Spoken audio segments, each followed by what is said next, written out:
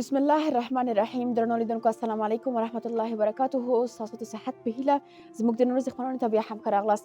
درنو لیدونکو زه غواړم تاسو ته د قرآن عظیم الشان د تجوید د درس ترڅنګ غواړم روزانه تاسو ته د هر لمانځه فضیلتونه بیان کړم.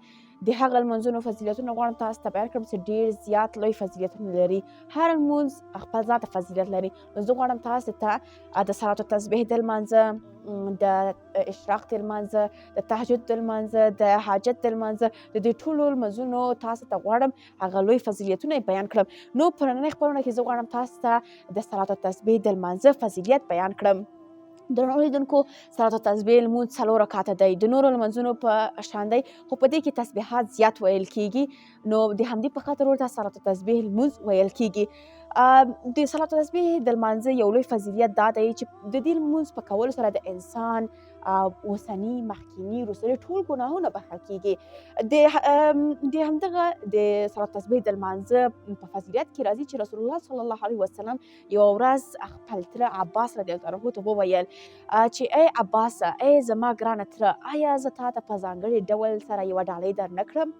آیا زه تا ته داسې یو عمل ونه ښیم چې په هغې سره ستا 10 ډوله ګناهونه وبښل سي؟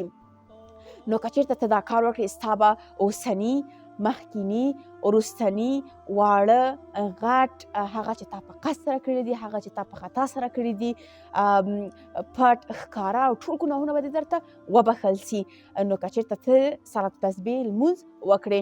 درنو لیدونکو، د صلات التسبیح یو لوی فضیلت همدا دی چې زموږ ټول ګناهونه ورسره بښل کیږي.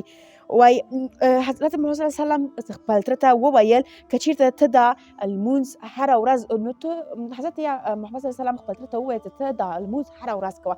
که هره ورځ یې نسي کولی نو په هره جمعه کې یو ځل کوه، او که په هره جمعه کې نسي کولی نو په کال کې یو وار حتما کوه، او په کال کې که هم نسي کولی نو باید په ټول عمر کې یو ځل حتما وکړې. قدرمنو لیدونکو، دا وه د صلات التسبیح د لمانځه فضیلت. انشاءالله په بله خپرونه کې به زه تاسو ته د تهجد د لمانځه فضیلت بیان کړم. تر بیا د خدای په امان.